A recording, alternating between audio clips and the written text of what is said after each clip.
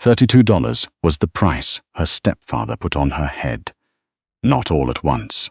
He owed Renk Dallow $32 in gambling debt, and when the last of his liquor money dried up and Dallow's men came knocking at the door of their rented room above the feed store in Caldwell Flats, he offered them the only thing he had left. Her name was Elva. She was 23 years old. She had her mother's grey eyes and her father's stubbornness.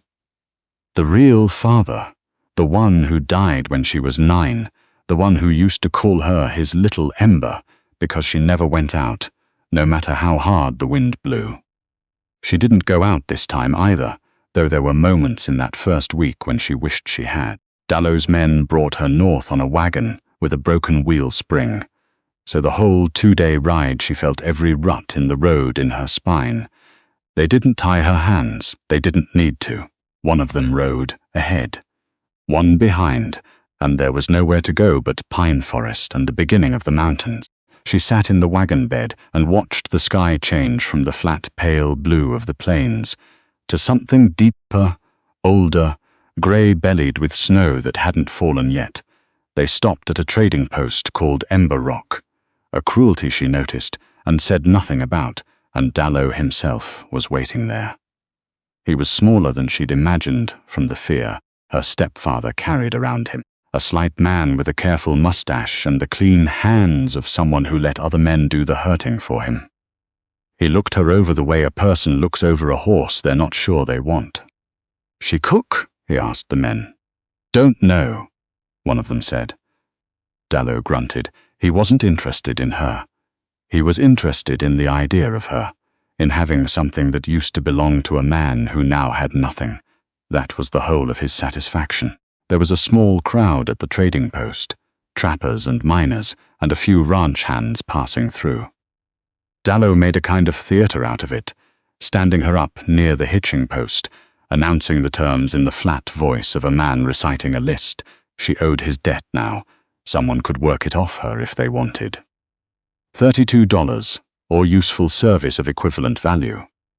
Nobody moved for a long moment. She stood in the cold with her coat held shut at the collar and looked at the tree line beyond the post, and she thought about running, and she calculated the distance, and she understood that she would not make it. Then a man stepped out from the side of the building. She hadn't seen him standing there.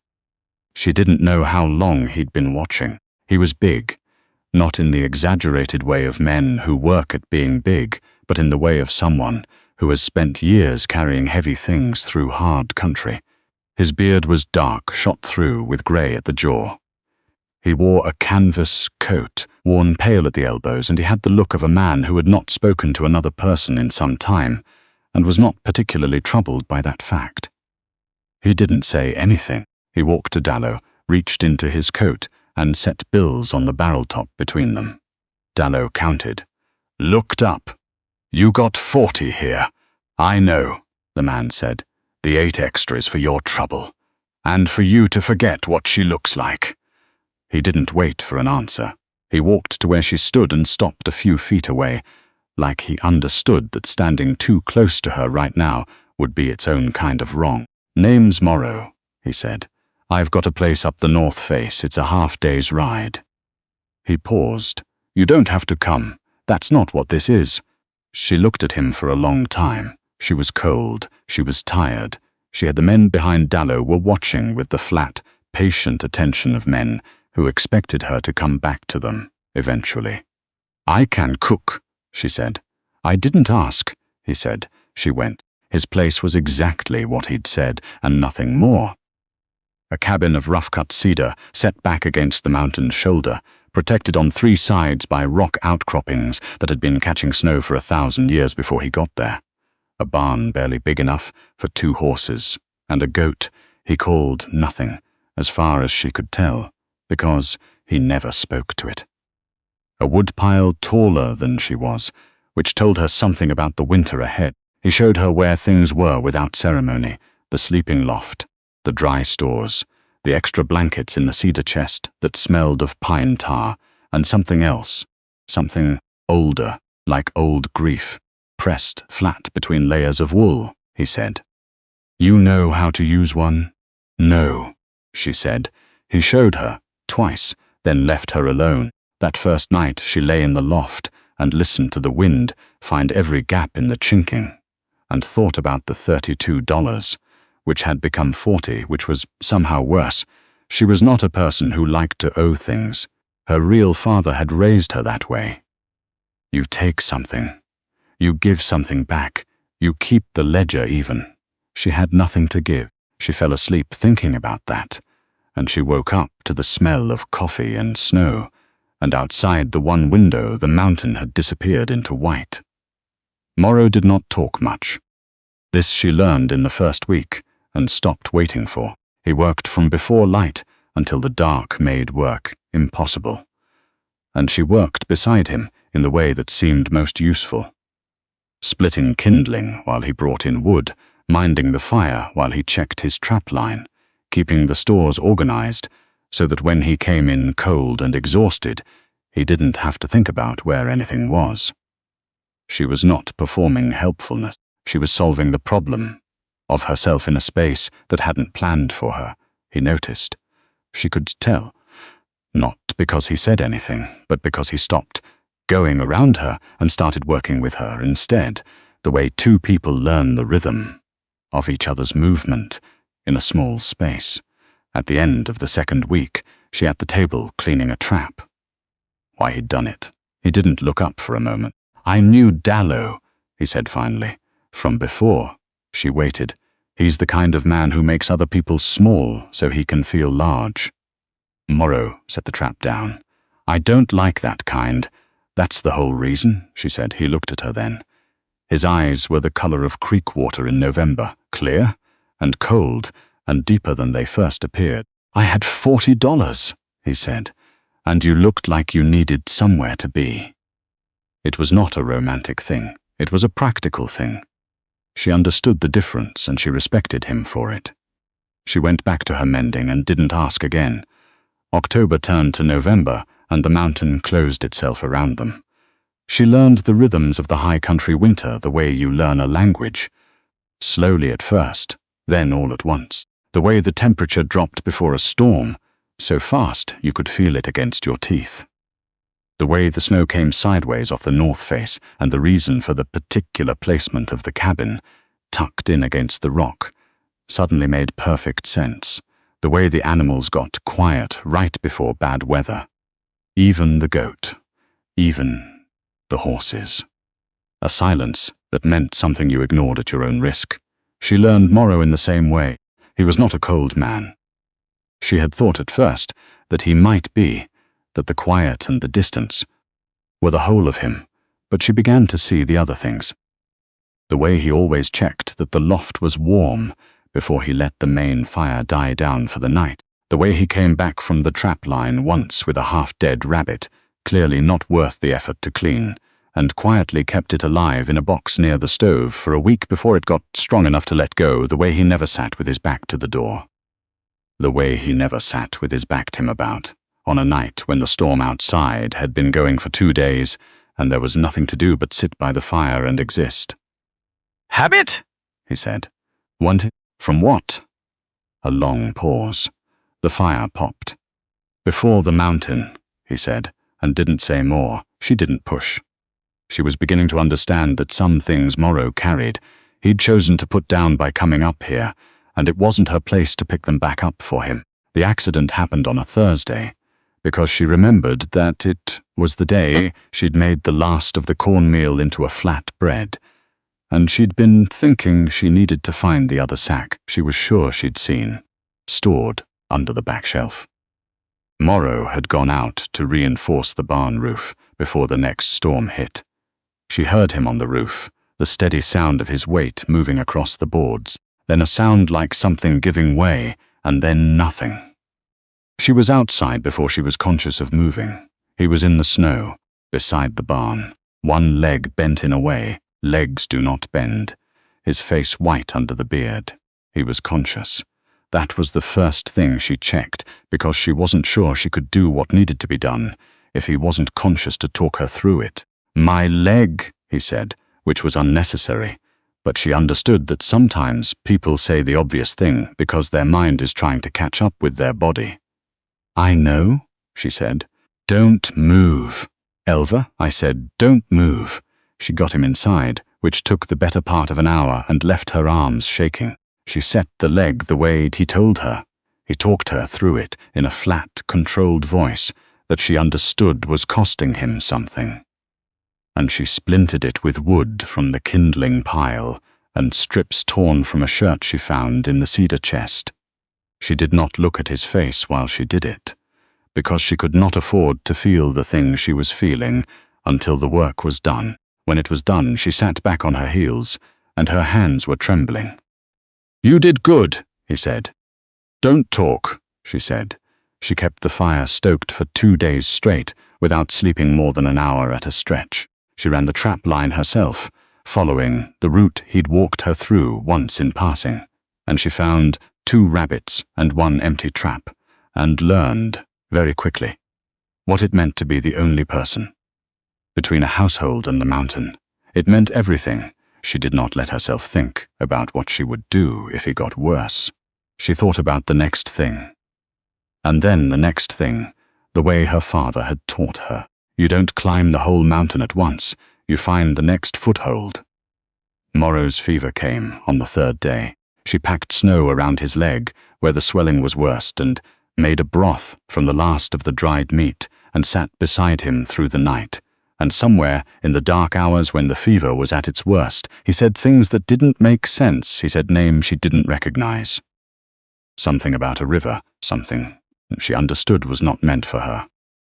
She didn't listen to the words. She just kept her hand on his forehead and counted his breathing.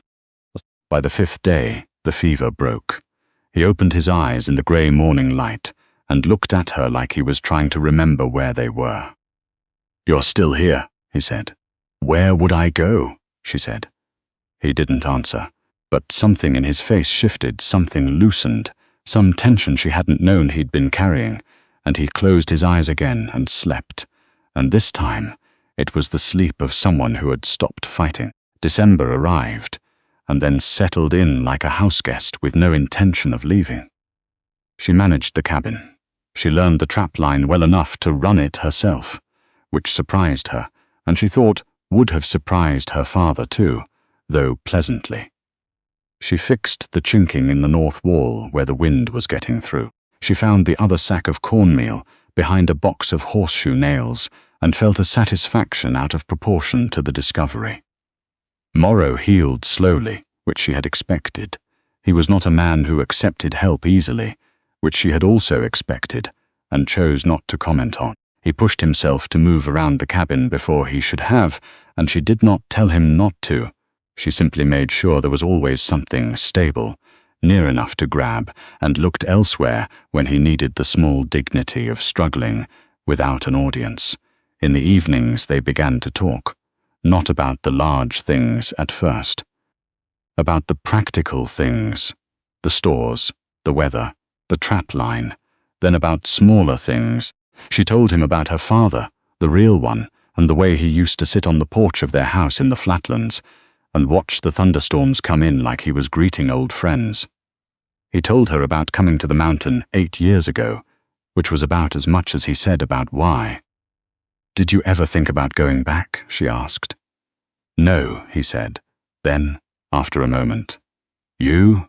She thought about Caldwell Flats, the room above the feed store, her stepfather's face the morning Dallow's men came, and the particular way he did not look at her when they led her out. "No," she said.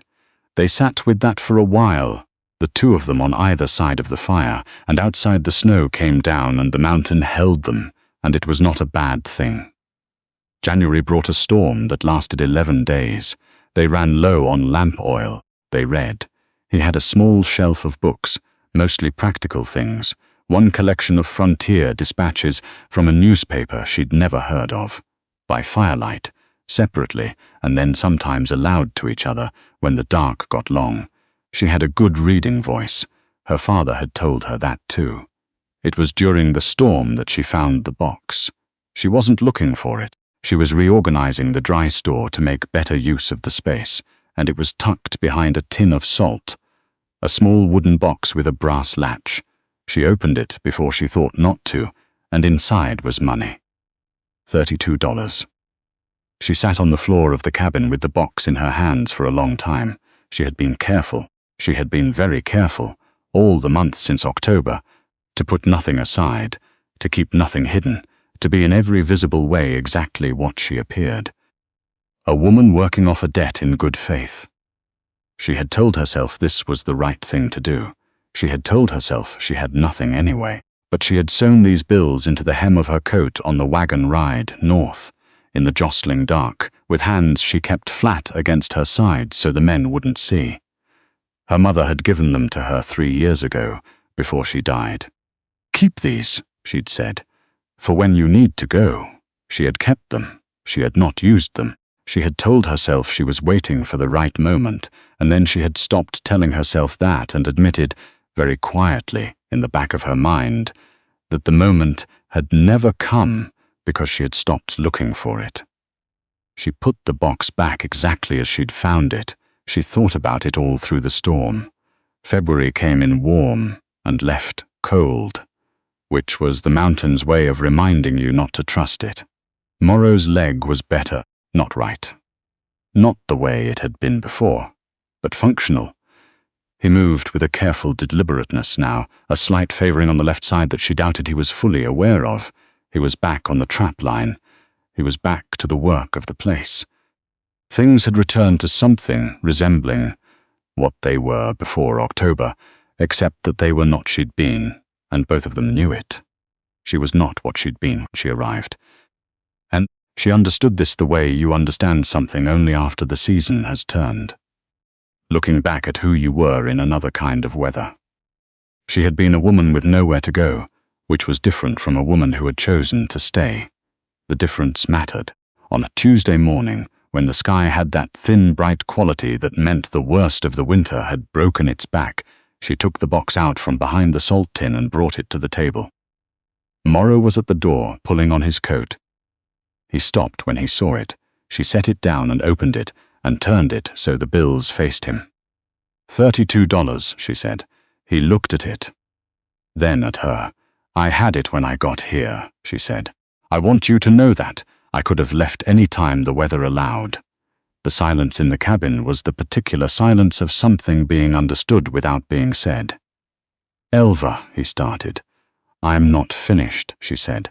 "I stayed because I wanted to. That's what I'm telling you." She closed the box. "The debt isn't real. It never was. Dallow had no right to me, and you know it, and what you paid him was your money, and your choice, and I'm not going to pretend it made me yours." She looked at him steadily. "But I want to be here. That's different." He was quiet for a long moment, his hand still on the door. She picked up the box and held it out to him. "I don't want it," he said. "I know," she said. "That's not why I'm giving it to you."